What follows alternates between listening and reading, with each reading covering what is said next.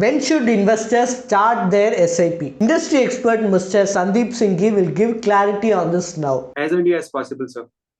So whatever is the surplus amount, it is not required that unless and until I should have a decent amount, then only I should start an SIP.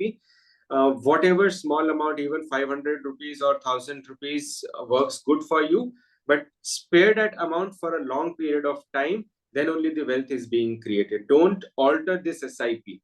And you can always have a SIP top up also. SIP top up is a newer concept. What is happening with SIP top up? Say, for example, when a person is a salaried person, so he would expect that his salary would grow at about, say, 10% every year.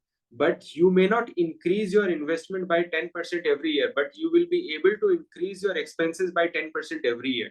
So by automatically increasing your systematic investment plan by 10% is a decent way to increase your SIP, your investment amount, and you will be able to reach your goals at an earlier date than not changing the SIP amount. I think SIP top up is must. Thanks for your detailed explanation. Are you in search of a personal guide who can remove the stress of handling your finances? Then please feel free to avail our expert consultation. And also you can attend our webinars to gain investment related insights. Both the consultation and webinar are absolutely free and you can find the link in the below description. Please like and share and do subscribe to Holistic Investment.